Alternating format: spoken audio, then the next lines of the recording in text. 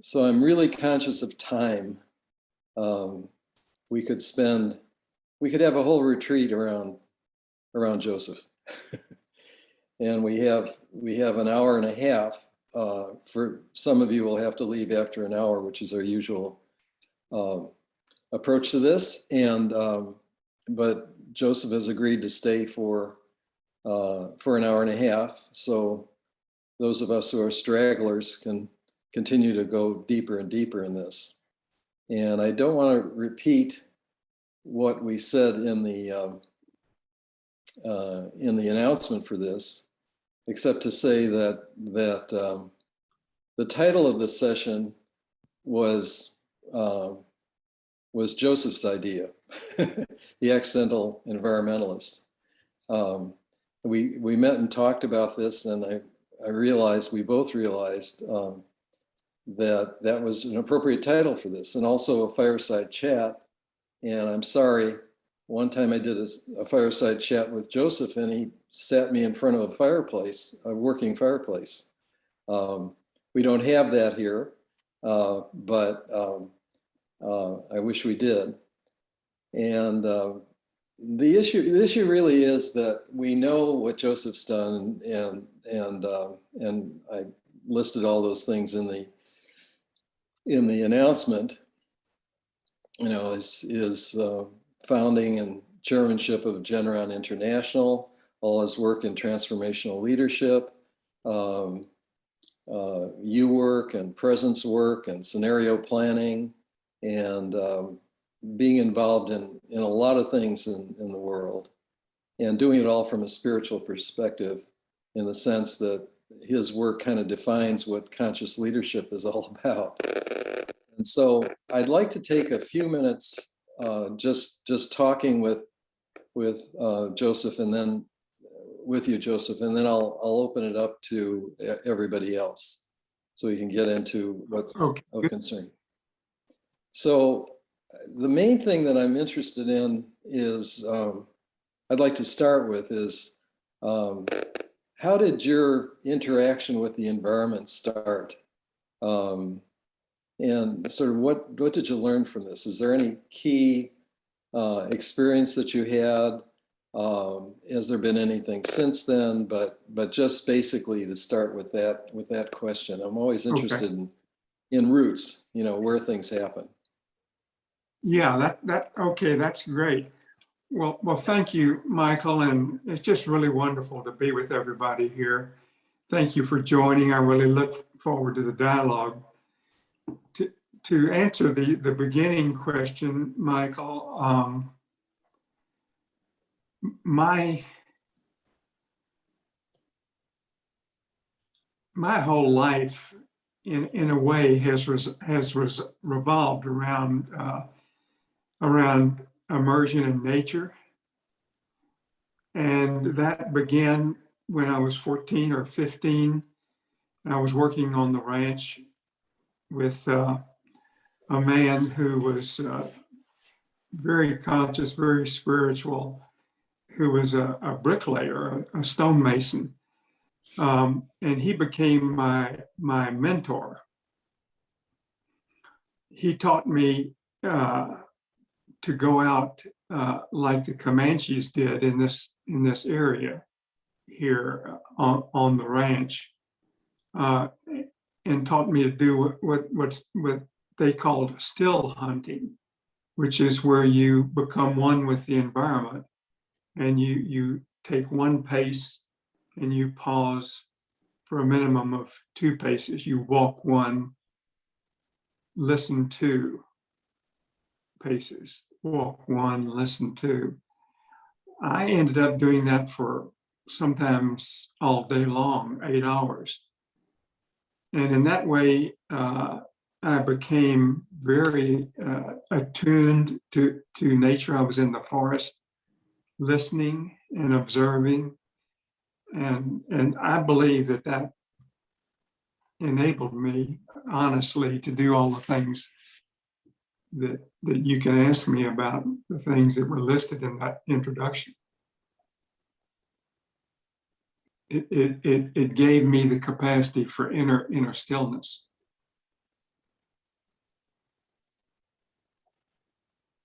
And how did that continue when you began to do your major work? When you had a, we saw in your, I didn't mention your book Synchronicity and Source, and you co-author Presence, all that.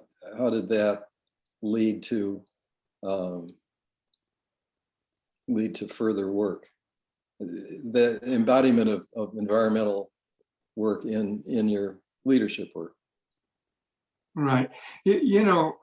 Since you and I talked and I read that introduction, I actually envisioned, I could see a mind map going from that experience as a 15-year-old all the way to one of the projects which I'm the most grateful for, which is the Sustainable Food Lab, which has had an enormous impact on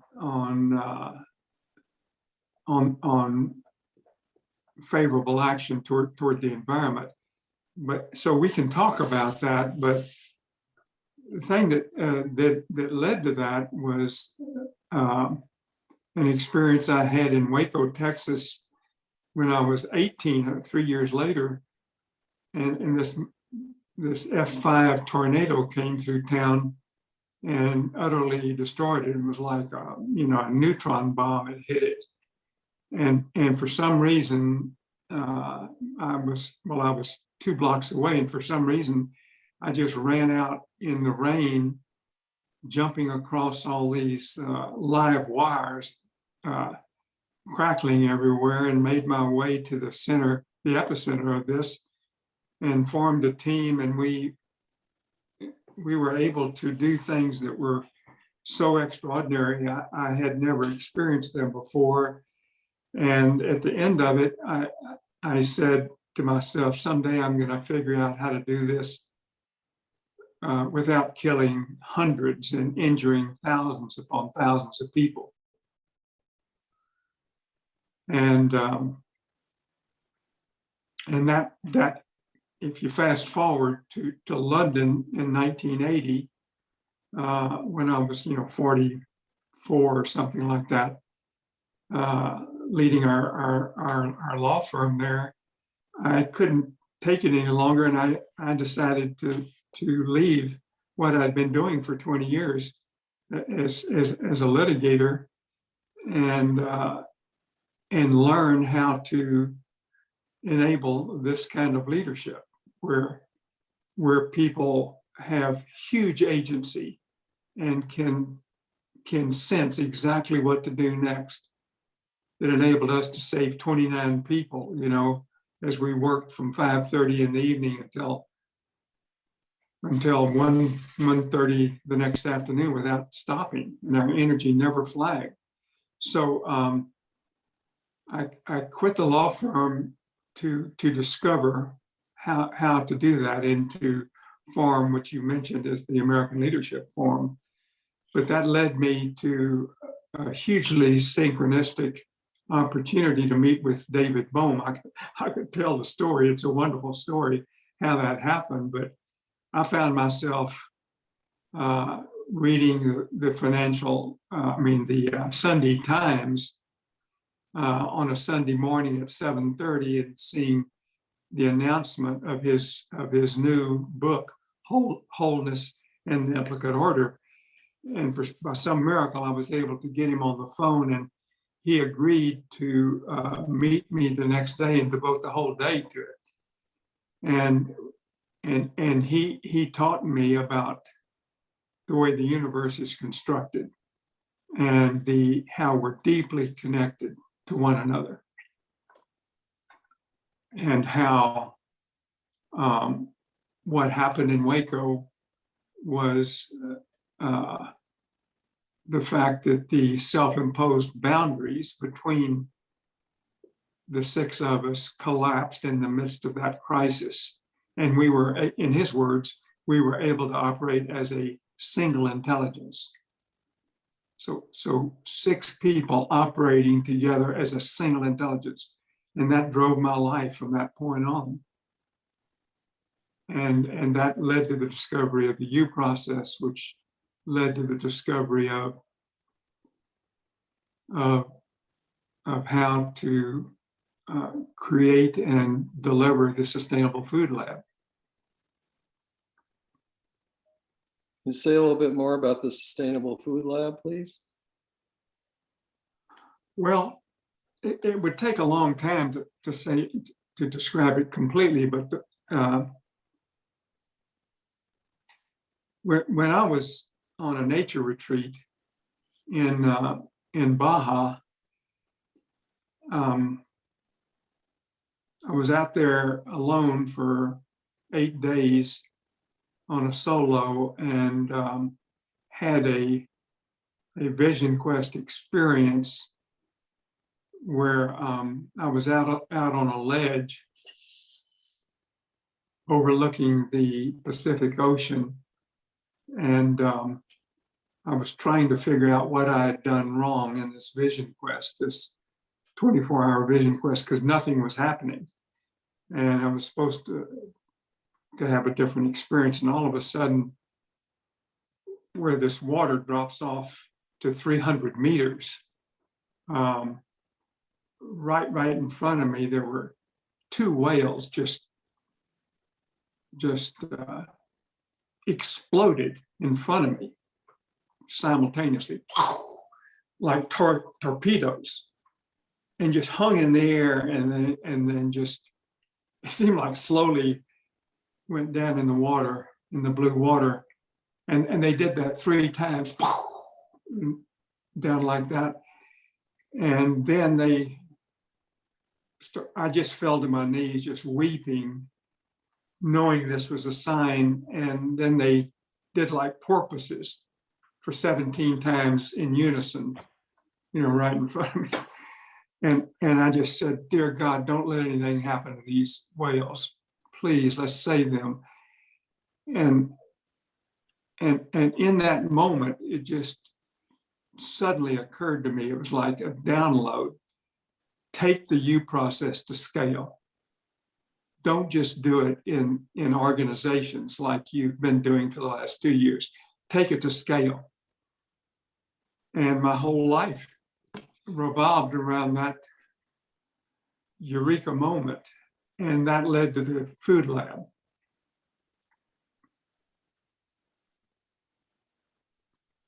Which is? So, well, the food lab, I enlisted the help of Peter Senge and Otto Schormer and Adam Kahane to help me put together something to be able to take the U process to scale. And we had and Peter gave us the time slot at the August Champions Workshop in Vermont. He just gave it to us. And we did months of enrolling, and we ended up with 60 or 70 people from all over the world in this workshop. And we did a U process lab, sort of truncated 3-day U process. And one of the people I had worked to invite just instinctively was a senior person at Unilever, whose name was Andre van Heemstra. And I had flown to Rotterdam and met with the CEO because I wanted this person to be there. I didn't understand exactly why, but anyway, the CEO, Tony Bergman, asked him to come, and he was there. And at the conclusion of that workshop, that 3-day workshop, we got together with him, and he said, I think this U process can be used to help create sustainable food supply chains across the world. And can you come to Rotterdam and talk to Tony and our management team about sponsoring this? And so I went there. Now, I spent 10 days in Rotterdam meeting one-on-one with every member of the executive committee. And they all signed on and made a huge grant of several $1 million to put this food lab together, which was designed around the U process. And I also went to Kellogg Foundation, and that's a story in itself. And Kellogg became a sponsor. So these two big sponsors sponsored the food lab, which was designed to create sustainable food supply chains between 3 continents, Europe and North America and South America, and to try to help fix what was described as a completely broken system, where the poor farmers were getting poorer. There was farmer poverty, and the multinationals were getting richer, but at the same time, everybody was destroying the farms and the capacity to grow sustainably. Anyway, the thing took off, and we ended up with 40 multinationals in this U lab, along with a microcosm of the system. And there were maybe 80 people, or 60 or 80 people in that lab.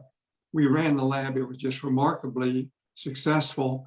And all of these people began doing these projects to help save the system. And it's still going on. That was in 2004, I believe. So it's been almost 20 years and it's still going. You can Google it, Sustainable Food Lab, and you can see all the work that's been done. So that's one of the things that I'm most grateful for. And it led directly from that time when I was 15, hunting on this ranch. Mm-hmm.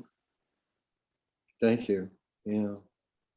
I'm going to turn it over to everybody else now. I really interested in, I guess 2 things. One is how you see the climate crisis from the viewpoint of everything you've done. I didn't mention scenario planning. I'm always amazed when I talk to you about anything. I remember a few years ago, it was during the Trump administration. He had just fired somebody from some position. I can't remember what it was. And we were talking and you said, well, he's involved in a scenario planning session I'm doing. Do you remember who that was? I don't remember. Yeah, it was the head of the National Intelligence Council. That's right. Yeah. And Trump had fired him, but we had been working for 4 years to put together a set of scenarios that were to be presented to the new administration. And of course, it just went up in flames. Yeah. And that set of scenarios was, principally about the environment and the crisis facing democracy. And a key conclusion, I think I was telling you this, a key conclusion was the fact that that those scenarios identified non-governmental organizations like this one and others like it is the key to correcting what's going on and creating a more sustainable future. So I thought that was remarkable, not necessarily business, although it addressed business, but it said the non-state actors, the non-governmental organizations like this. So anyway, that's what I was telling you about. Yeah. It's really important. But yeah, so, well, go ahead and then I'll. Well, I was going to turn it over to everybody else, but I just wanted to get that in there because, the depth of your experience and so on, it just coming from that one conversation and, we talked about how you're the accidental environmentalist, but it doesn't seem quite as accidental as we might think, and I guess we could replace synchronicity for accident, I suppose. But I'd like to open it up to other people in the group to continue this conversation. So, Don. Okay. Well, Joseph, it's great to see you, and thanks for sharing your story. It was inspiring to me because I sort of thought, oh yeah, wouldn't that be interesting to do a mind map of my own life sometime and think through these issues. And I know I've had similar experiences with that, with a mid-career outward bound kind of thing of having those connections with nature. So many touch points from your story that inspire me and speak to my heart. So thank you. I'm curious about your experience with that tornado, and enabling leadership with a huge agency and with sort of a single functioning, if you will. And I've seen that arise, fairly often in crisis situations. And I'm wondering, what have you learned are the ways that we might be able to do that in non-crisis situations, which I think is part of our challenge with the environmental problems. It's not an acute problem, it's a chronic problem. How do you see creating that kind of shared focus, shared energy, and sustainability over something that's going to take, days, months, years, decades to deal with? Yeah, it's so that's a really, really great question. And Don, first, I just want to describe, it was not only us being able to operate as a single intelligence, like flocks of birds moving mysteriously and, without communicating, but it was also the capacity to sense what to do next. So my premonitions were 100% correct during that whole time. We were also able to do,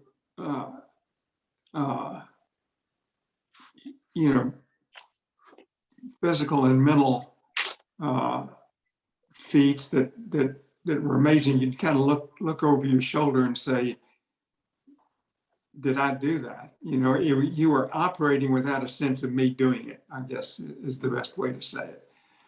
Now, your question is like, well, how do you enable this for problems like we're facing with the environment and other things? And what I was led to discover was this U process, where, and we can talk a little bit about that. Myron and Craig and I and a bunch of others were supposed to have a tutorial on the U, and it got canceled. I was all ready to go, and it got canceled. So we have to reschedule it. But so it would take an hour, to really fully understand it. But if you just imagine a U process, and just imagine you draw a U on a piece of paper, and on the left-hand side, it's convening. And then on the left-hand side underneath that, it's observing. And then underneath that, it's letting go. And at the bottom of the U, it's go to that place of deeper knowing. And on the right-hand side, let come and act in an instant. So that's the process. It's going to take longer to describe it all, but that's the process. And you can do this, Don, at any scale. You can do it alone. This is a process that is useful for you solving whatever problems facing you, or you can do it in a organization with team members, like I was doing, with 6 or 10 or 12 team members, and you can also do it on a societal level, like the Sustainable Food Lab. So that's, so that's the process. And when I say great agency, that's the whole outcome of this is that part of the process in learning this is to know in your heart that the solution exists. It's not like it doesn't exist. The solution exists, and it's in what, as David Bohm described to me, it's lying undrawn up. It's lying unrealized in the implicate order, and it's another word for it is the field of active information, and it can be accessed. And when you access this, it's like that eureka moment that I described. What happened on the Baja Peninsula? It's a knowing that is unmistakable. It's clear. It's crystal clear, and it arrives whole. And this has been happening throughout recorded history and beyond. So it's just a matter of understanding it and understanding the infinite potential we each have. Thank you very much. Alon. Yeah, you're welcome. Thank you, Joseph. So what a joy to see you. I have described in a previous session a process or a project that we call the regenerative elder process. And we are using the U Lab, the U Lab 2X as a team. We formed a team of about 15 people, which is about evenly divided between men and women. And the first stages have been okay, you know, the stakeholder interviews, the 3D mapping, etc.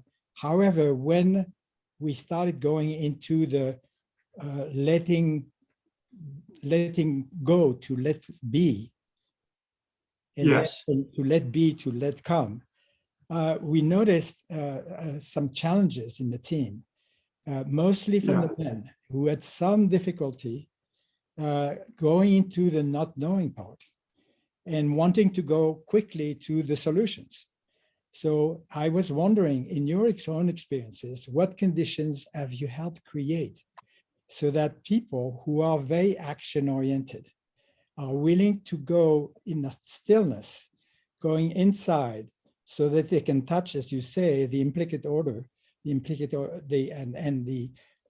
deeper knowing they have access to. But that requires a lot of stillness and willingness to let go of anything that I've tried before that was successful to some extent. So that's the question. What conditions, first, have you noticed some different reactions between men and women in the processes that you've led or used? And if there is some, are there some conditions that can be created that facilitates that? Because that's exactly the point at which we are. And as a way to deal with that, we actually decided to not split the team, but to have two subgroups, a men's group and a women's circle, to work a little bit on that themselves. And we got some pushback from the women. No, we should stay with that, etc. But our sense is that white men particularly have more work to do on their own that sometimes is easier to do in men's group. So I was wondering whether you had experience of that.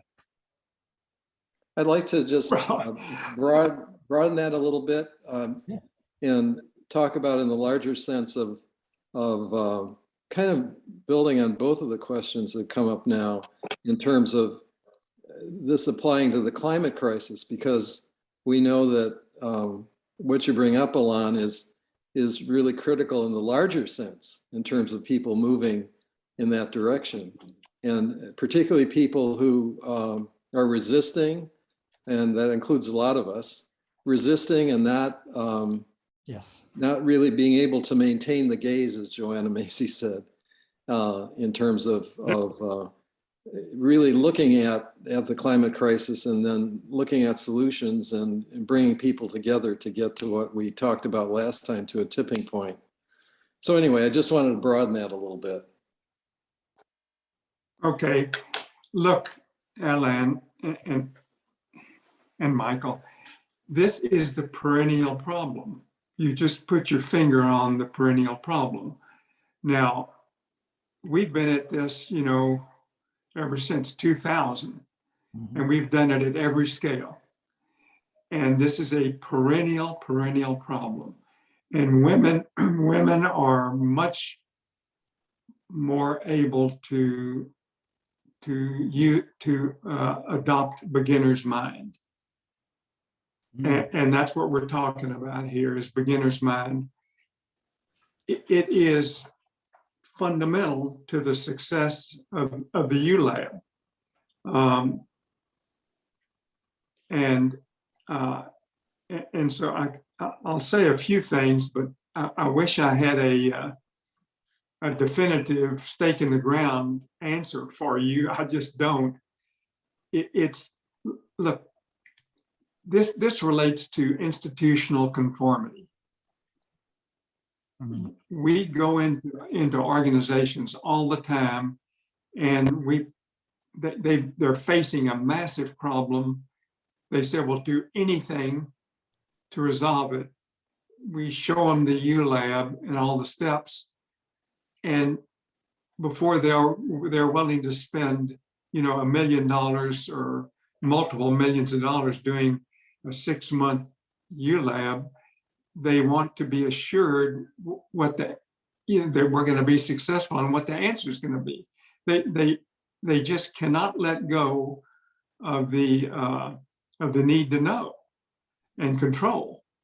And they want to control the process, and that's what the letting go on the left-hand side is all about. So it's a perennial problem. It's a huge problem, and it is so very true that that women have a greater capacity. It's just a cultural issue, I believe. It's the way that women and men are raised. Women have a greater capacity to create a beginner's mind and let go of all of this. Now, so you asked, and Michael asked, what do we do about it? Look, the one thing that we know loosens people's grasp on controlling everything is immersion in nature. And it's not a new solution, but it is a good solution. And but it has to be done the right way. But when you do this, we take people on like when I was out in Baja, I was there for 8 days and 7 nights alone. Our experiments show that that's the most optimal time to be out there. But you can do it with 4 days and 3 nights, and we've done it with people. I can tell you the story, but we've done it with people who are very fixed in their views about things. This group is called the Global Philanthropy Circle. It was formed by David Rockefeller and his daughter Peggy Delaney, and they formed this circle of 100 philanthropists to go out and do great work in the world. And 2 years into it, they weren't doing anything meaningful, and particularly with respect to the environment. And I was in Delhi at a party that Peggy and her father gave. I was raising money for another project, and at dinner that night, she said, "What can we do?" And I said, immersion in nature. We did that. It's a longer story, but it worked. It's worked for us for years. But but Alan, getting people to do this and take the time to do it and to prepare, and then what's needed to re-enter, all of that takes time. And are they willing to do that? That's the big question. If I may add a sub-question, it seems to be Please. compounded in terms of difficulty because we are doing this online, we're doing this virtually, nationally. We have people from all over the states. So the possibility of even converging, in one place to do that, plus taking the time, we're all retired, so that shouldn't be an issue. But Yes. People still have very full lives. And so I was wondering whether there are ways to do it.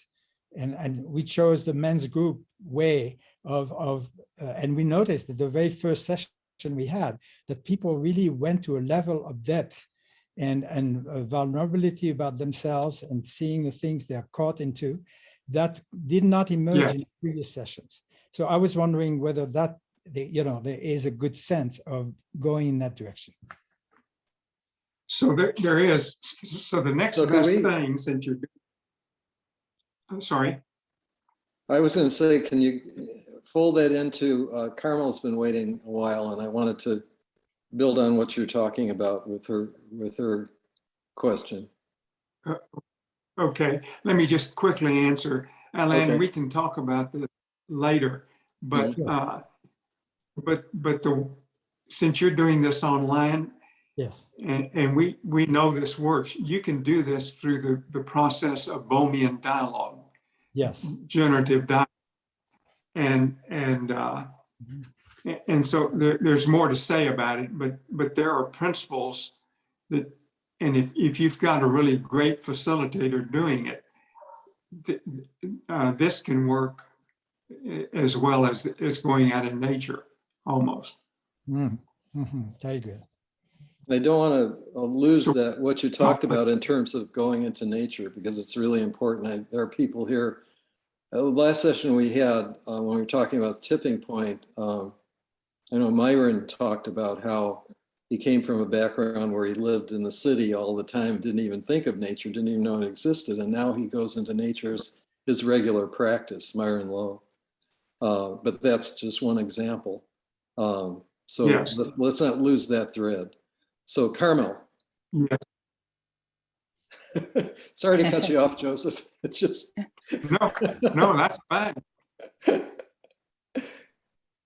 Carmel. Thanks, Michael.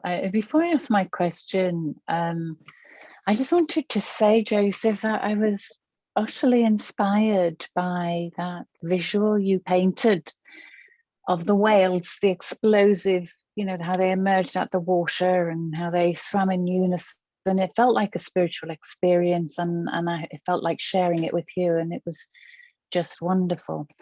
And again, before I ask my question, I wanted to say that I am going to still with pride walk one, listen to, but I'm going to turn it into talk one, listen to, because I do a lot of work around dialogue in the workplace where people are very happy to tell you stuff and not do enough listening. So I'm going to steal that with pride. Thank you.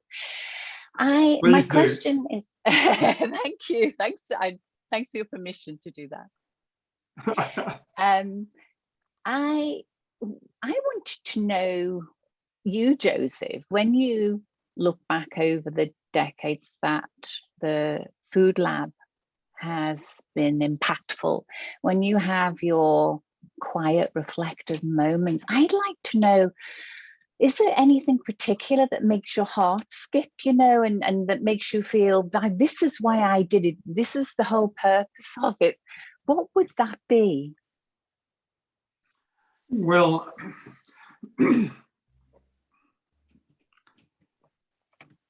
so actually, I feel like this is one of the accomplishments I'm most grateful for. And to use the word that Michael and I came up with, it was seemingly accidental, but the fact is it took an enormous amount of work. But when you look back, and if it's done the right way, and these synchronicities are in place, it looks so easy. And so when I was thinking, after Michael and I talked about it, when I was thinking about this, the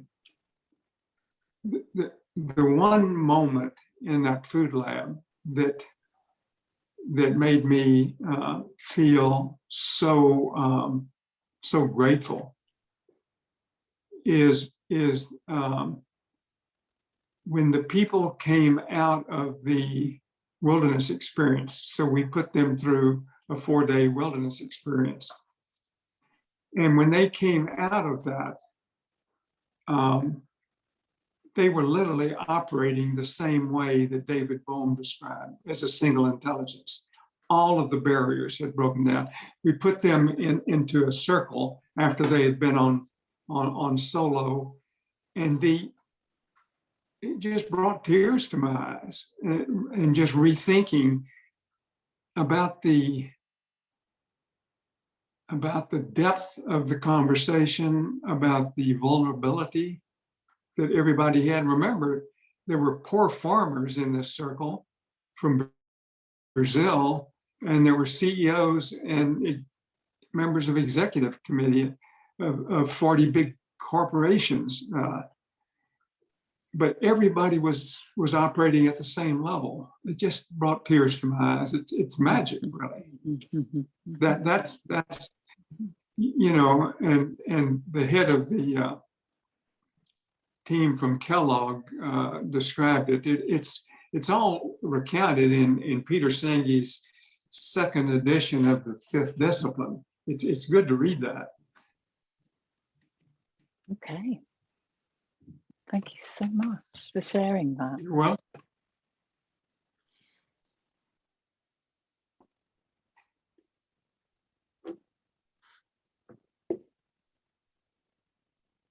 thank you for your question, and thank you for your comments.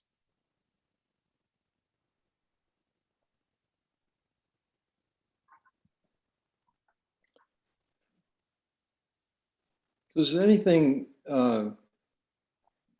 Joseph, in terms of the work you've done that indicates a need for a particular type of leadership, or changes in leadership, or something that would be able to face the tremendous challenges we have, particularly in this group, about the environmental crisis? It just seems overwhelming. Some people say it's too late. There's a lot of evidence that that's true. Others talk about ending this climate crisis in a generation.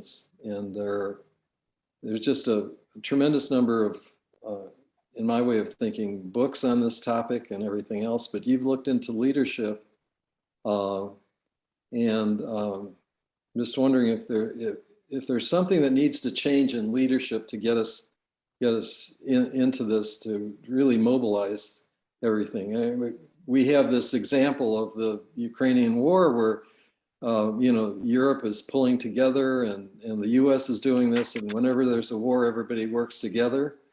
And we don't have that with the climate crisis. I think this has come up in the session already, that it's a chronic issue. Don asked about that. And is there anything in leadership or what you've observed that could really make a difference in terms of dealing with this crisis? Well, when you ask that, Michael, this occurs to me that it's really useful to zoom out and take a very large, big picture about leadership and what leadership is all about.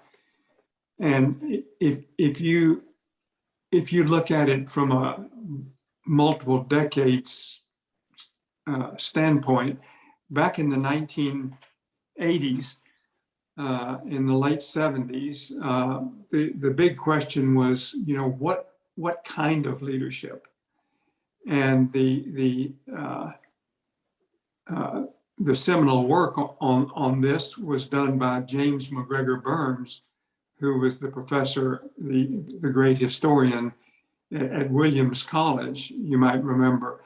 And he coined the two polarities, two types of leadership as transformational leadership and the standard kind as transactional leadership. So that's one thing. We're looking for transformational leadership, but that's been explored a lot. And then in the 90s, the big question was, well, how do you do this? And the seminal work on that was done by Peter Senge, his identifying the 5 disciplines.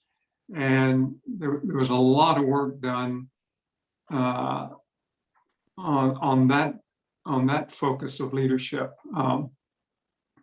leading in the end to leadership and mastery. The program that he led at Right. MIT, in the 80s, leadership and mastery. But then in the 2000s and beyond, my belief is the big question, and the focus needs to be on from where does this leadership derive? Where does it come from? And how can you tap into it? And that's the implicate order I was talking about. This is where the focus needs to be. People need to understand that this is not pie in the sky stuff. This is now mainstream physics. I'm reminded of the director's cut that just came out of David Bohm's, the movie about David Bohm. It's called Infinite Potential. I really recommend people reading that. It came out about a week ago or something like that. It's the director's cut, and it's all about the implicate order. And so this is what I'm saying, is that there is a different order in the universe, and it is called by 10 or 11 different names, including the field of active information, the void, the 0 point field. I mean, all these scientists have different names for them, but it's all about one thing, and that is that there is a field of information that we can tap into if we know how, and if we're willing to let go and do it. And when that arrives, it arrives whole, and it takes some real work to get to the place where you can connect up like that, connect up with source that way. But that's the kind of leadership, Michael, that I believe is the only solution to this. And you can do it collectively, and that's even more powerful. When you have a group of people operating, as Bohm says, as a single intelligence, looking at and seriously working on the problem. But there's one other thing I want to point out, it's really important, is that when you're doing a ULab, people don't talk about this much, but the convening of the right group is critical. If you're going to change a system, if you're going to shift a system, the system has to be in the room. This can't, so the way you get the system in the room is you do social anthropology. You look at the system that's being explored, and you do social anthropology, and you go out in that system. You may have to spend a year doing it. I've done that before. And you realize what the essential elements of that system is. An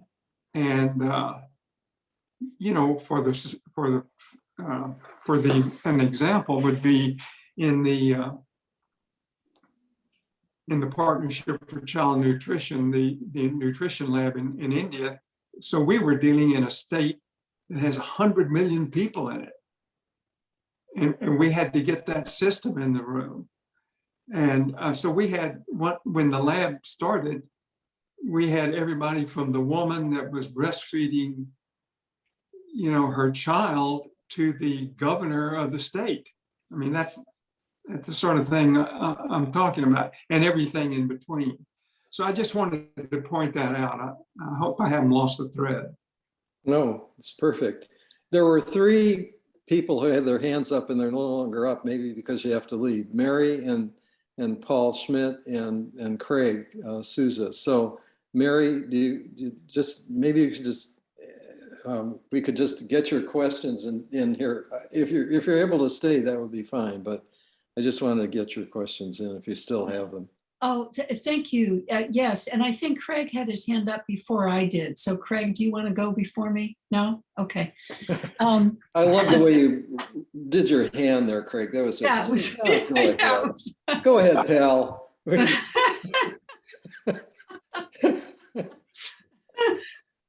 Well, Joseph, it's wonderful to be in this circle of conversation with you, I must say.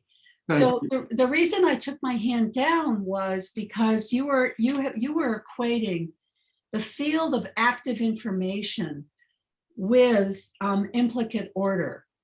So that's why I lowered it. But I don't know if there's anything else you would like to say about that, because where my brain was going was the work of the Institute of Noetic Sciences, and the whole belief in nous, that there is intelligence in the cosmos and the greater universe. And I don't know if you think of those as being the same thing or related to one another, or any comments you might want to make about that. I'd love to hear. Mary, I don't know whether it's my system here, but you froze for a moment. Could you just repeat that question? I'm sorry to ask you to do it, but I missed the part of it right after you said the field of active information and the implicate order, and then you mentioned ions, and then you froze, and I didn't hear the rest. Oh, okay. Yeah, well, thank you. Fine to repeat it. Well, that's interesting that I froze. Is there some differentiation here? Is there some synchronicity going on? I don't know. Yeah, the whole notion of nous or noesis as being an intelligence in the larger cosmos that is really pointed towards harmony and coherence is how I understand it in this moment. So I'm curious if any reflections you might have about implicate order, the field of active information and the whole notion of nous or the noetic. Yes, well, thank you. Okay. So the answer is, it seems to me that this is all the same thing. It's interesting you mentioned Institute for Noetic Science. One of my most important mentors was one of the founders there, Willis Harman. Oh. And I just learned so much from him. But look, I mean, I've tried to look at this from every different way. I've talked to over 150 scientists and thought leaders in the field. Everybody's got a different name for it. I mean, there are 11 or 12 different names.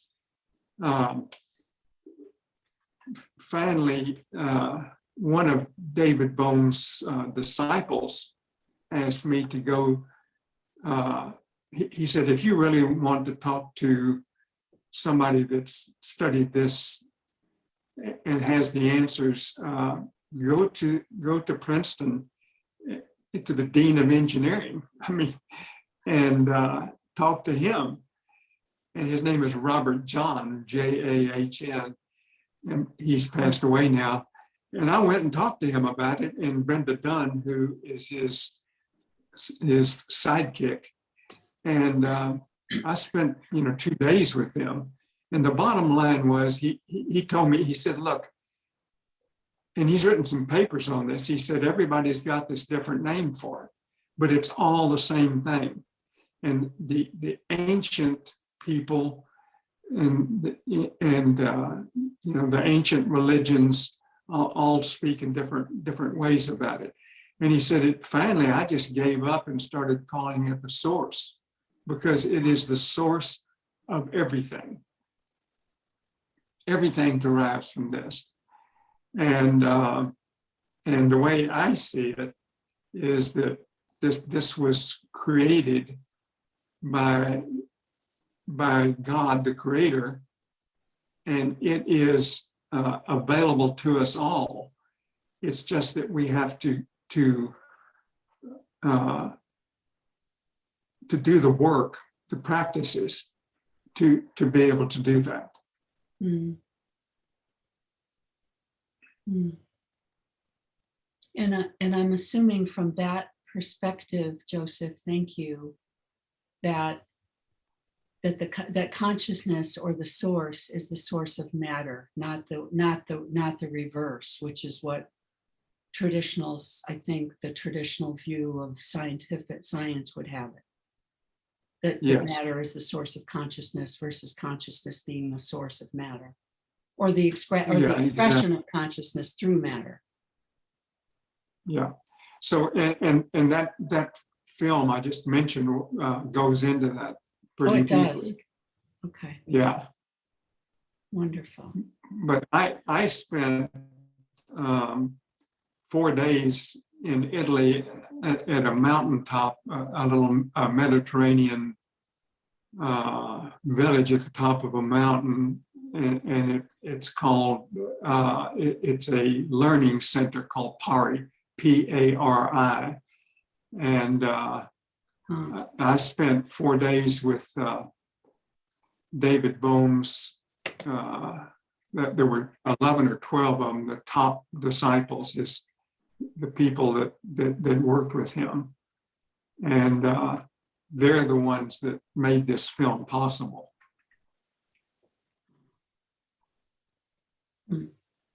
David Bohm's disciples. Wonderful. Thank you, Joseph. Mm-hmm. Paul Schmidt, do you still have, I know you have many questions, but what you put your hand up for? No, thank you. When I put my hand up, I sensed an unformed question floating around and thought I'd jump in the queue, and it's even more unformed than it was previously. So I think I'll pass for right now, but just reflect how delightful and wonderful this conversation is. And I'm reminded of something that I now see occurred in most of the CLG calls I attended. I've got now another window with another 6 or 8, 7 Google windows open to follow up on. So anyway, I and pleasure to be here. Thank you for recognizing my hand. Yeah, good to see you, Paul. Good to see you, Joseph. Thank you for your life and the opportunity to interface with it here. And thank you. Thank you. Oh, Myron. Yes, didn't see your hand. Oops, there's 2.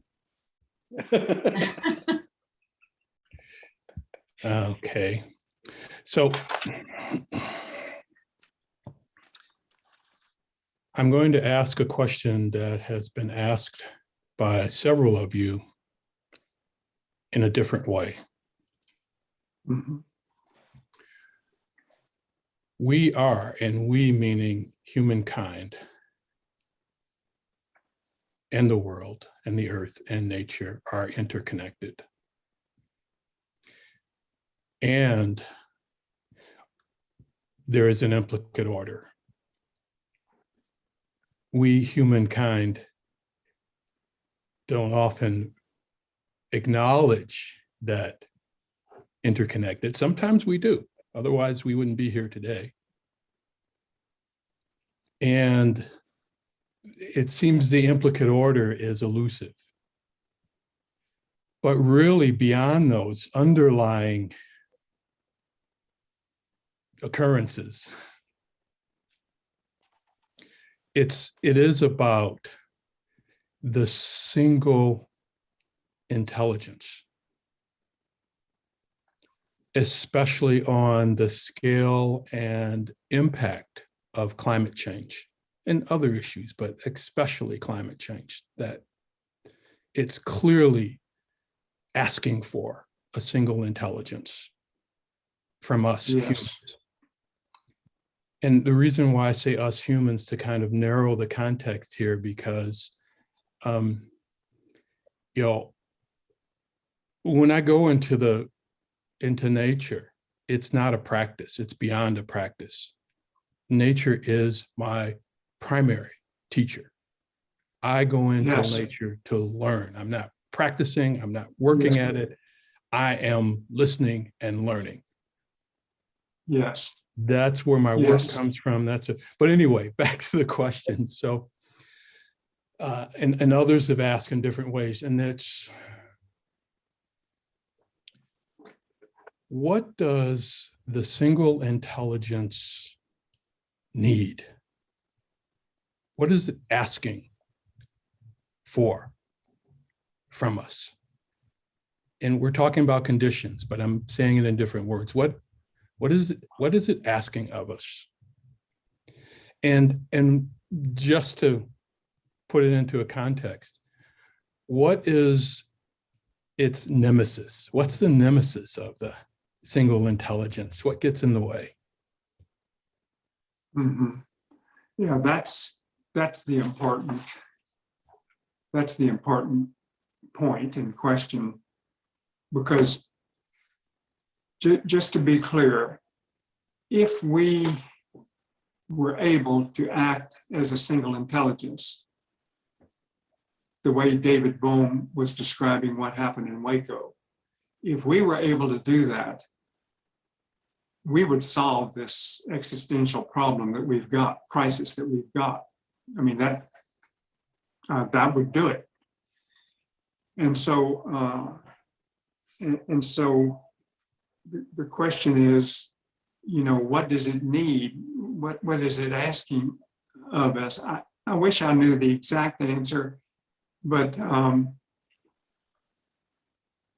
hope it doesn't need it to get so bad that we drop our self-imposed boundaries and come together that way. But that's what David Bohm was describing to me happened. That's the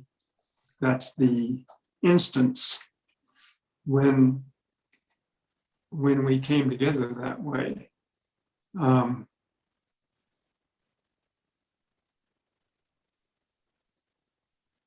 I worry about it, actually, and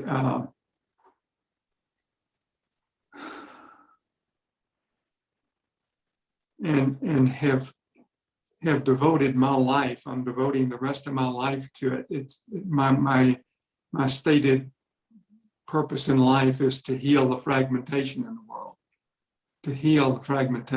world, because that's what it's going to take to come together as a single intelligence. I wish I had something more enlightening to say to you, Myron, but that's just my feelings right now.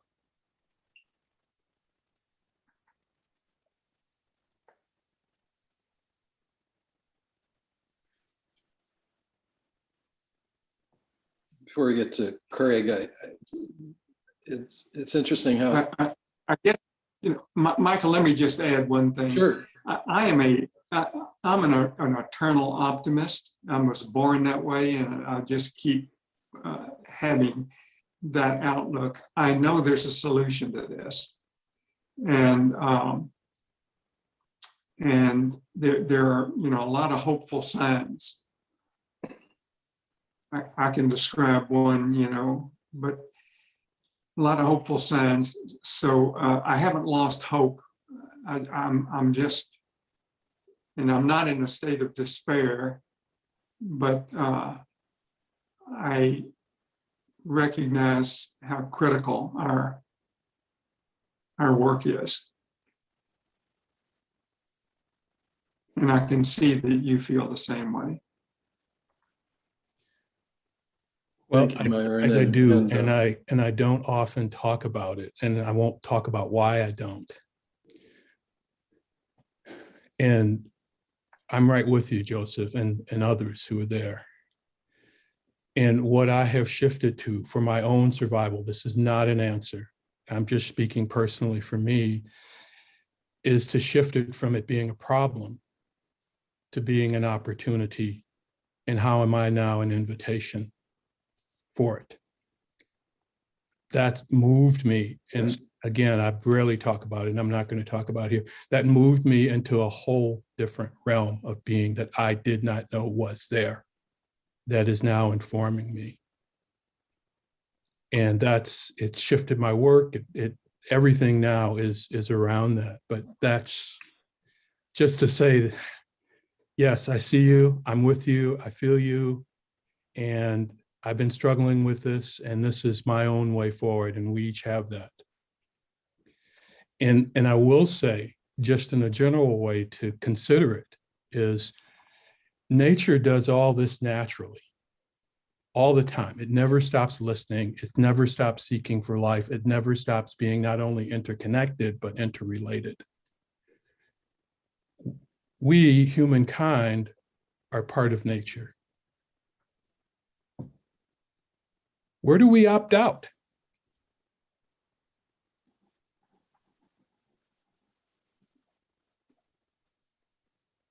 Yes.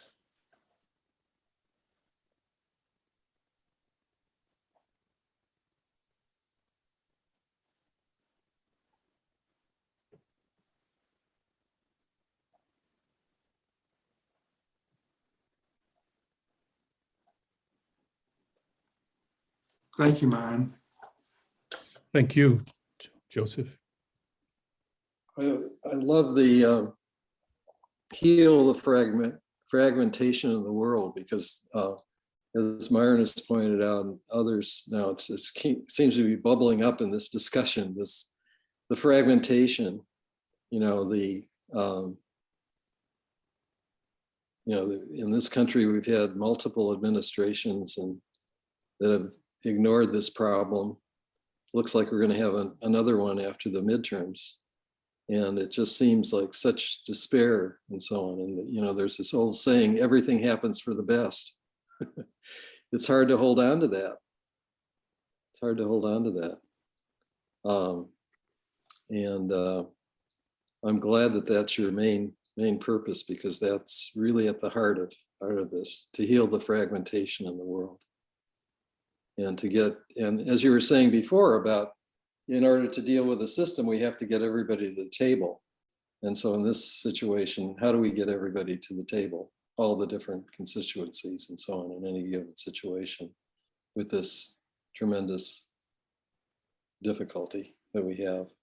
So anyway, Craig, I've held off a little bit. Craig. Yeah. I am regretting being polite and letting Mary go first now, because I feel like we've gotten to this really deep and beautiful place. And my question was very small and tactical in nature. So I feel like it's moving us backwards. But I'll ask it anyway. And maybe Joseph, you can just send me an email later.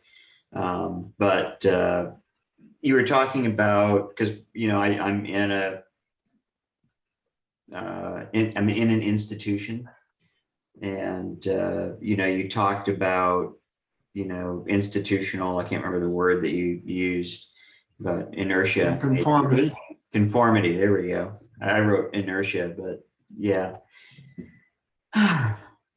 And so you talked about research supporting getting people out in nature, and I was wondering if that's published somewhere, or if there's a book or something we could point to. But then also when you're up against this institutional inertia and there is that, well, this sounds great, but I want to know what the outcome is going to be before I commit. Probably, well, 4 days and 3 nights in nature ought to answer your question, could be a hard sell. So how do you navigate that? So I'm curious about, how to navigate that. And then also how to get the whole system in the room. Because what I bump up against is, and I'm specifically talking about mindfulness, emotional intelligence, is, oh, this would be great for my people. My people really need this. But I don't have time for it. And Yeah. just your experience around bumping up against those challenges. Yeah, well, they're huge, and been bumping up against them for almost 40 years now, both of them. Look, so there's sometimes when you take people that are really resistant to taking the time to spend 4 days in nature, if you expose them to people who have done it, who are like them, then that sometimes helps. We one thing I didn't mention is that we formed back in I think it was 20 years ago, actually, 2002, we formed something called the Foundation for Natural Leadership. And this was formed in the Netherlands, and it's thriving right now. It was designed to do what happened with our people in the American Leadership Forum, because the central the central experience they had was 7 or 8 days in nature. And it's the only thing out of a year-long program that they kept talking about, 10 years later or something. So we formed the Foundation for Natural Leadership, which was sponsored by the chairman of Unilever and is now an NGO standing on its own. And we've been able to take, the most respected CEOs out on these experiences with their team members as well. So that's one thing we could talk about later, is how to use some of these people to through their experience and their standing in the business community, to get people to realize taking this time is worth it. Does that resonate? Or does that make sense? Absolutely. Yeah. Thank you. Thank you. And on the on getting the whole system in the room, well, that's also something that would take a while to talk about, but I'm serious when I say it's like social anthropology, and this is a real it's the most important step.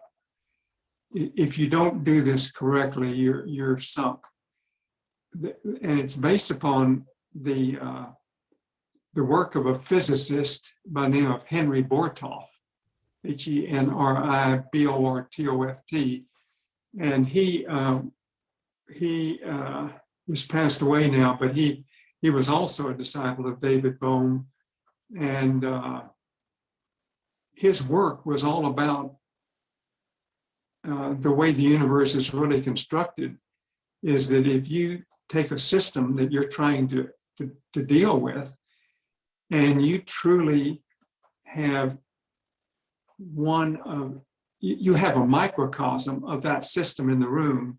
You have the whole system in the room. This is his scientific thesis, and it's based on a lot of important studies. So if you accept that for a moment, the fact that if you have a microcosm of the whole system in the room, it's like a hologram. You've got the whole thing there. Then you've got to figure out, well, how do you do that? And that's where the real work takes place. And this is what I call social anthropology. You actually, if you're in a company, it's easier. Even a large company, you can go dig around out there and do the social anthropology and find the right kind of people to make up this microcosm. But you can do it in a whole society as well, and it's crucial. So that would take a longer conversation about, the techniques and all that. Is that good, Craig? Yeah. Thank you. You're welcome.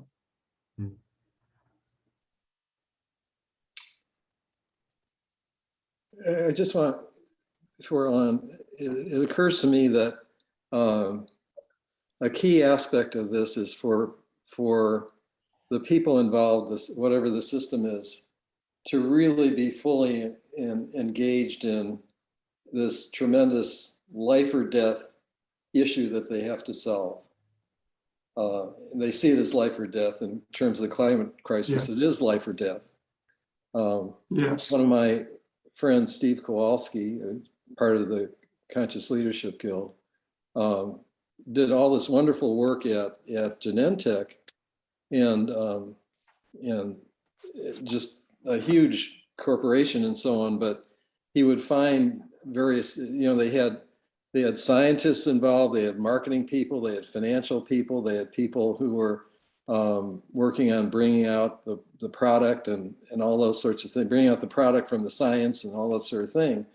And he would take them by groups because they had these really essential problems, and he was able to do that and bring all the people in those groups in any particular group together because they had this incredible problem that they needed to deal with. And then by doing that, he was able to get other groups involved and then get it infused in the whole corporation. He was doing very deep work with them. Anyway, I just want to mention that in terms of you have to have people recognizing that this is a life or death problem, it seems to me, and that's really key for the climate crisis, for sure. Yes, yeah, absolutely. Our biggest successes have always been in systems where they're just about finished. I mean, it's existential for them. Yeah, that's been our greatest successes. Yeah. Alon, yeah. Go ahead. Thank you. I'm not gonna mention the time. We're just gonna keep going. I know we are getting to the end of the 90 minutes, but there are two things I wanted to just echo. One is on the system in the room. The 4D mapping in the U process is a way to get at this. Of course, it is not as deep as what you did, Joseph, in some of the aspects but I find, for instance, that to bring the earth as one of the elements of the system in the room is a key one. It's interpreted differently by different people, but that's what we will do when we go to the 4D mapping next week with the team. And the second one, which is more an echo to Myron's question, I found two books very helpful in addressing what he called the nemesis. One is the Wetico by Paul Levy. He actually, Paul Levy wrote two books. The second one is the most recent one published last year, and where it showed that Wetico is actually a virus of the mind. It's the me virus. How do you spell that? Wetiko, it's a Native American name. It's Wetiko. There are other versions of that. Wendigo is another one. It depends on the tribe. I think this comes from the Cree Nation, Wetiko. And it is actually the choice that is given to anyone to choose separation or wholeness. And it is an individual virus which can become a collective virus, and it has become a collective virus to some extent. And what has happened with, of course, what we were discussing mostly, the climate crisis, but also the pandemic, is an illustration of how that virus can act on us. So I really recommend. I learned a lot because he applies it in the second book to what is happening now, and say so. And what is the solution? The solution is in the problem. In the virus itself, we have a choice. We can make a choice.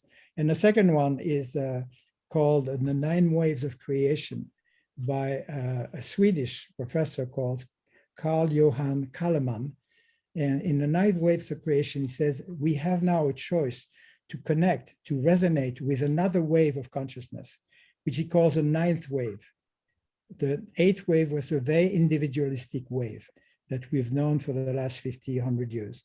And the wave before that was the wave of rationality put above anything else.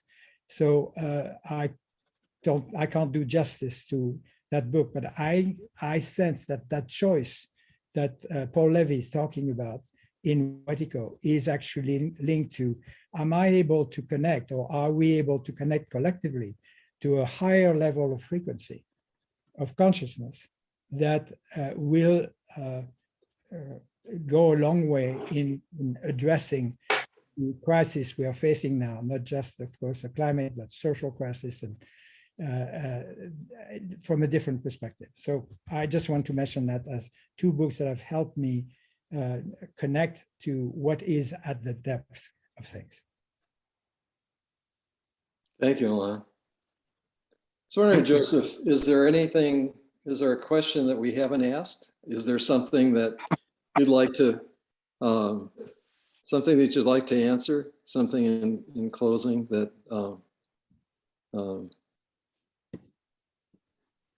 Gosh, I don't know. This has been a deep conversation, a wonderful one. I feel, very connected to all of you. I don't think there's anything burning that I need to add right now.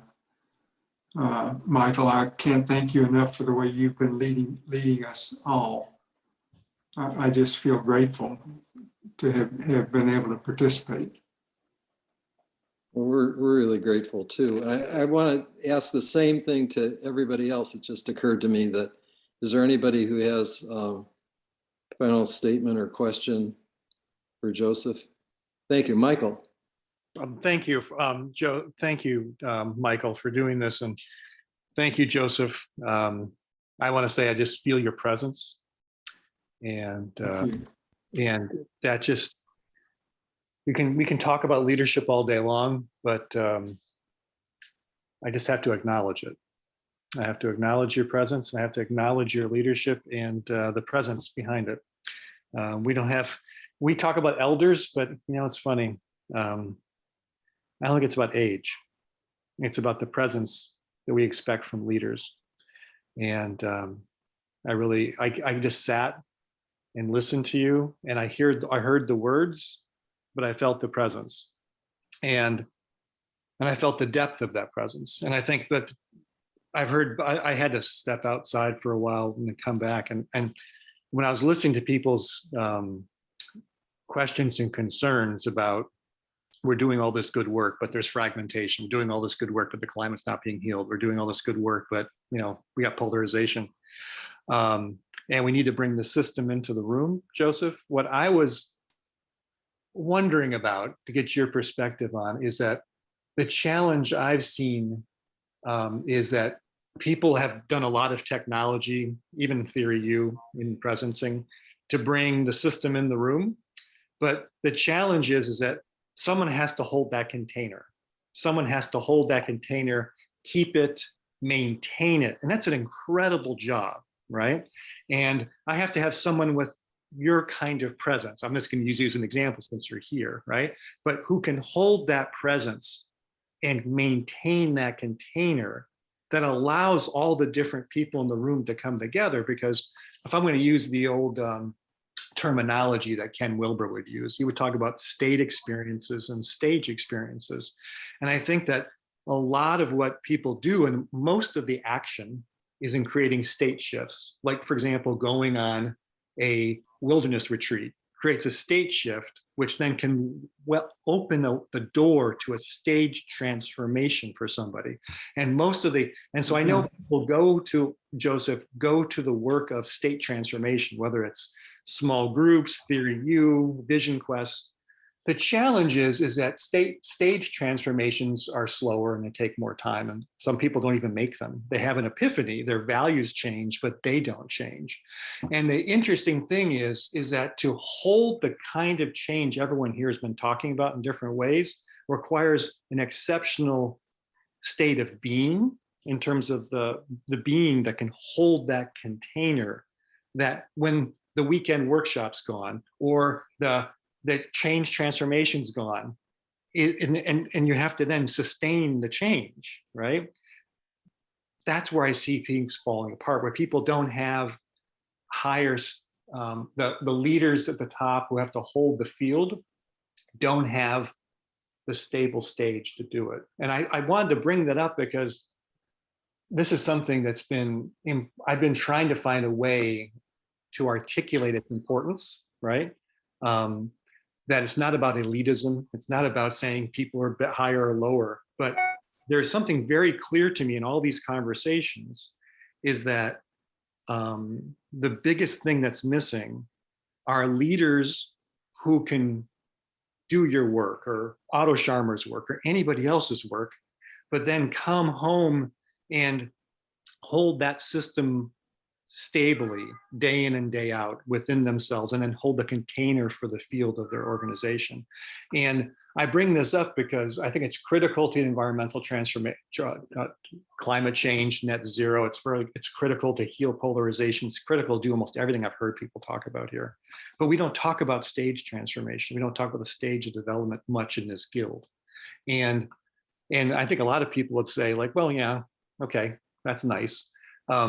And for most of the time, for most of the people, it doesn't really matter that much. But I really have been through my own work, Joseph, for 20, 25 years.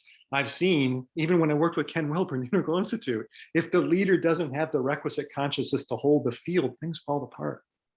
And as a conscious leadership guild, I've been trying to figure out a way of bringing the importance of this forward in an actionable way that means something to people, that we need to understand not just state transformation technology, but stage transformation, especially of the leaders who have to hold the field of the all.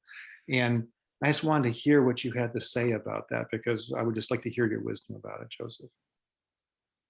Well, number one, I just agree with everything you've been saying.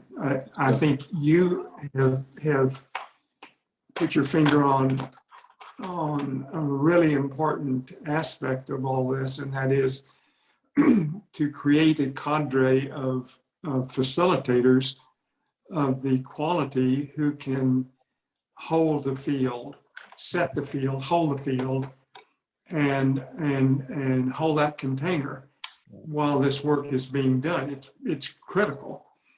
And I'm just going to say this, I mean, I hope it's not misunderstood, but my colleague, Susan Taylor,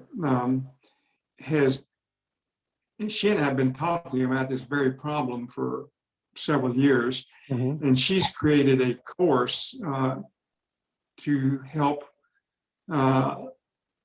facilitators do what you're talking about.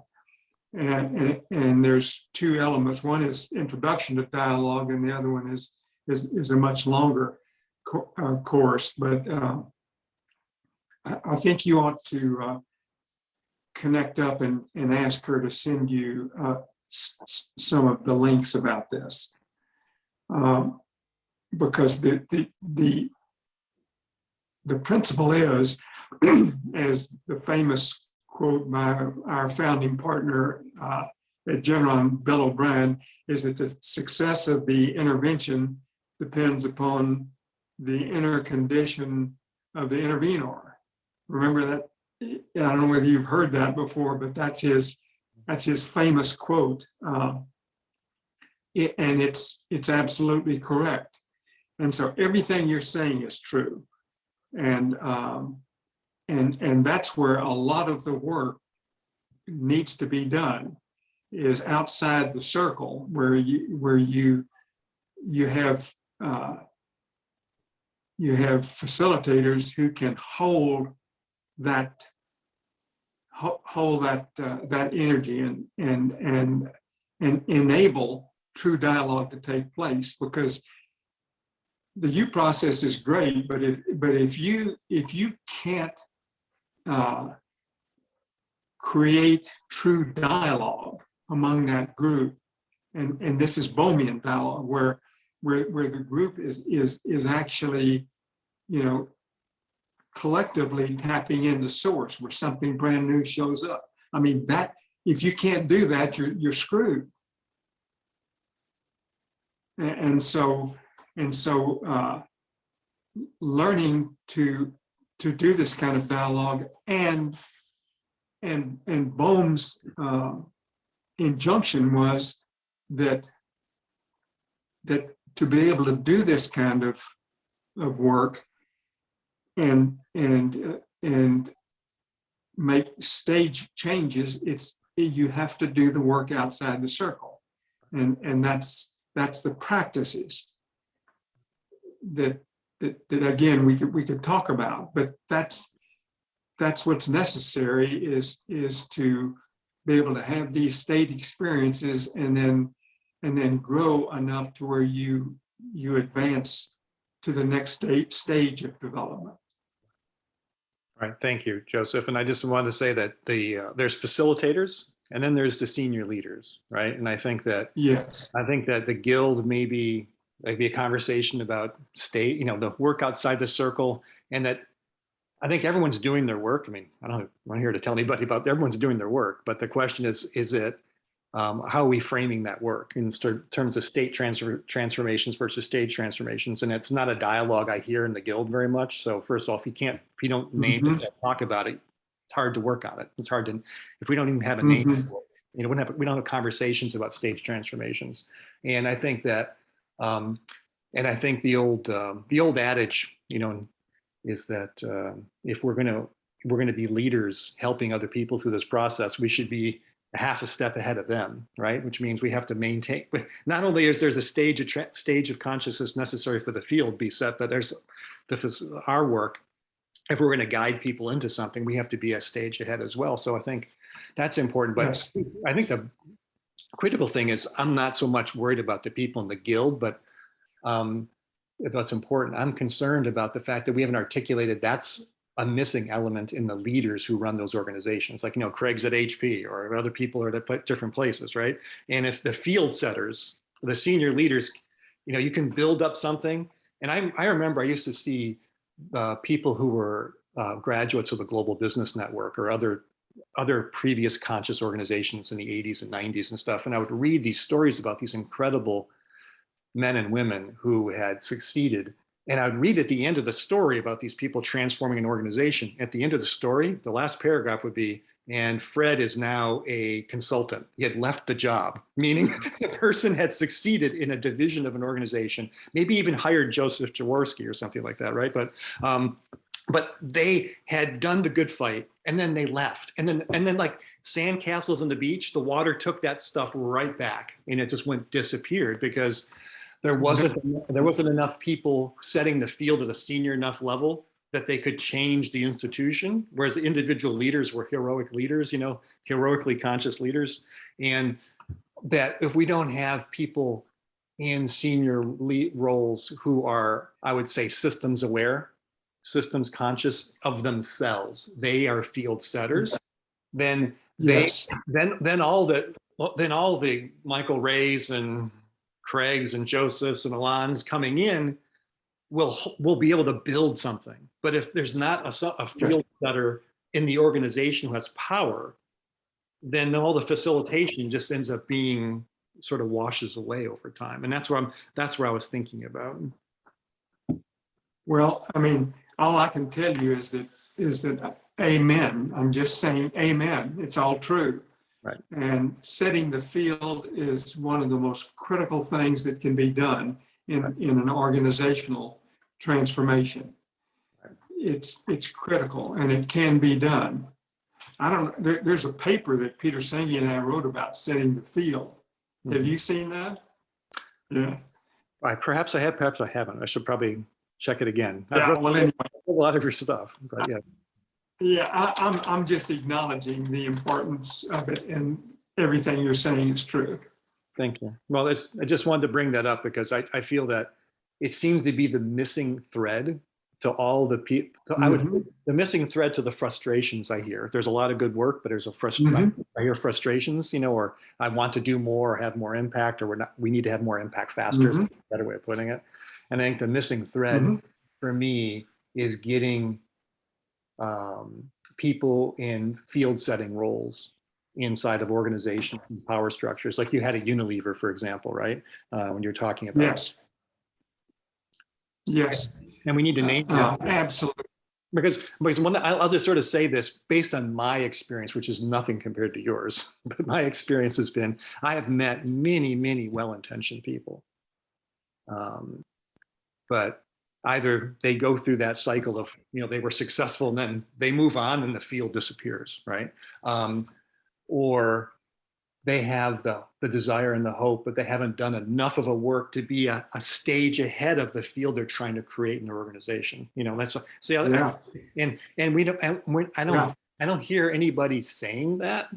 But we have all these continuous failures or frustrations. But we're not talking about that's the root problem. It's like we don't have leaders with enough consciousness and enough senior positions to create it's sustainability from a consciousness perspective, and instead of sustainability in the environment or the water or the air or the carbon. We don't have a sustainable transition process where we have enough senior leaders in place where there's a regenerative process where they can hold the field and survive leadership changes, and that there's something that can be done about that, but we have to name it. And that's all I wanted to add to the conversation. No, I think it's really important. I just focus on a lot of things you said, Michael. I was through that whole period in the 80s and 90s and seeing these things happen and then they disappear. There seems to be, a contagious virus within any organization that tries to do this that kills it off. And I did a lot of work with Scott Peck and community building, and we have these great experiences. In some cases, it led to companies changing and so on. Some cases, it lasted for quite a while. And I think the only hope with this is that you keep doing that, and it keeps happening, and sooner or later it gets to a tipping point. That's what we were talking about before. And the other thing I'd like to say is that, Michael, we ought to talk about your leading a session for this group on this issue. Would you be willing to take that on? I could. I'm just thinking to myself, like, oh my God, Joe. I'm like, here's Joseph is like here. Oh. I'm here, Like, No way. No. That's no. way. Yeah. So Michael, it's like the answer would be yes. There's nothing that I know that you don't know or Joseph doesn't know about this stuff. The only thing, the thing I'm contributing to the conversation is that it's just sort of like it's almost like saying it's not a new original or even that engaging of an insight. What I've noticed over time is that it doesn't. The thing that I don't understand, Michael, is that it doesn't come up. This is the missing variable. It just doesn't come up. It just does not come up. I've been in the guild. I've been in conversations. No one talks about it. And I'm thinking to myself, it's almost like remember it used to be the undiscussable conversations, undiscussables and stuff like that. It's like it doesn't come up. And Yeah. And I don't know how to go, I don't know, frankly, I really don't know how to break through that barrier of discussing the undiscussability of stage development, because I realized that just as Michael, I'll just tell you, I could give a presentation. I can tell you what I could talk about that I know about that might be of value. And I'll just sort of summarize it in a minute or two. Is that I worked on disruptive innovation with Clay Christensen, right? And I worked with him 20 plus years ago. And it was very clear to me that disruptive innovation was basically a double loop learning systems thinking demanding function. And it could transform society because disruptive innovation would, because it requires a different kind of thinking, could create an organization that focuses on innovation. And an organization that focuses on innovation would be a more conscious organization in my mind. And Christensen's work got a huge amount of publicity and a lot of interest with senior leaders across the world. So that's the good news. He had the ears of Fortune 500 executives, right? Okay. And I knew him very well, and I also knew the people who ran his consulting firm, and there was a tremendous amount of work. And so I want to say, just like Joseph and you and everybody else here is doing great work. But then if you look back 20 years later, I did a paper for MIT Journal, Sloan Management Journal, about where are we at 25 years after Clay Christensen had his theory. And what we found out was there's been a tremendous amount of work in adoption of his technology, just like Theory U or something else, but it had realized a fraction of its potential. And a lot of times the successes weren't sustainable, right? And I had sat down with Clay 20 years ago and said, this is a stage development problem. I said, and he said to me in a half an hour, which shows the level of mind that Clay Christensen has versus my own.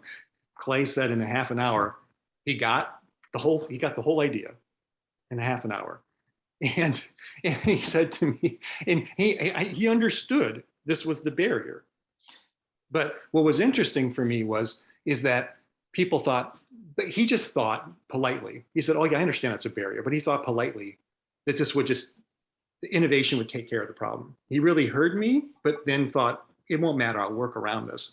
Okay. And 20 years later, I wrote a paper and with the head of Clay's consulting firm. And we basically said the barrier to people creating truly sustainable growth. And I want WETCO here in Alan said here, right? The barrier to truly sustainable growth was the consciousness of the leaders. That was the barrier. It was nothing else. It wasn't a technological problem. It wasn't a business problem. It wasn't a finance problem. And it was just the consciousness of the leaders. And it wasn't because it was bad or good.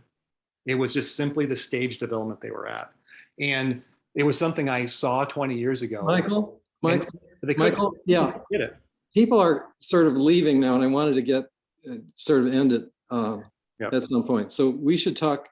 I can talk about this one-on-one. So I basically said is that I've seen this be very clear, and it's been challenging. Even when people see it, it's been difficult to make it visible and make it relevant to people enough that they act on it. And it's like, just because I think it's interesting doesn't mean it's interesting to other people. That's what I want to say to you, Michael, right?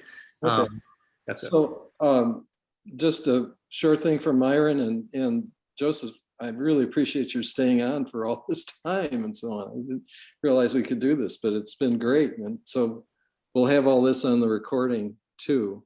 And Myron, did you have one? Yes, very short, because we are wrapping up, and I'm going to break my promise to not say something else, and it is short. And that is, this is not a counterpoint, it is an additional point. And I'm going to say it very tersely, don't blame the leaders. It's not their fault. The opportunity is not with the leaders. It is with the leadership. And we can talk about leadership in many ways. In this way, leadership is about the environment, the conditions, even beyond culture. And so it is an invitation for leaders to engage from who they are, to generate this environment It's doing their part. They can't, even if they could not do all of this. It is for everyone. That's what leadership is about. And so, and Joseph said it very clearly, it's about setting the field. This leadership is a field. It is the conditions. Nothing exists unless the conditions are present for it to exist. So whatever we want, it has to be, yes, there has to be, structure, process, all those things. And it has to be an environment for it. And no leader or group of leaders can do that alone. It is leadership. And so how do we all contribute to that wherever we're at? What does it take? And it takes what it takes. But that's not the leader's fault. So thank you. This is a great session. Thank you. Thanks again, Joseph. I think we had a close about a half an hour ago. We thanked you, and there are more people here to do it. But others will see it on the recording too. So it's just been wonderful. I'm glad that it's recorded because it's really important for us to be with you.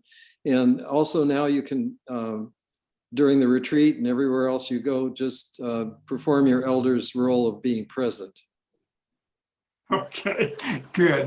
That's all you have to do. Just be present. That's all we ask of you. Yeah.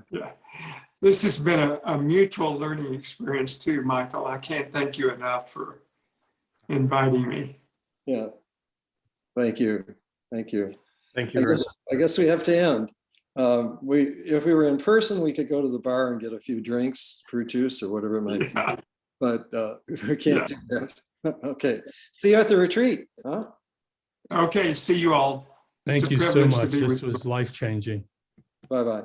Oh, thank Thank you, you. man. Bye-bye. Bye. Thank you, Michael. Oh, we'll talk later. Thank you. Thank you.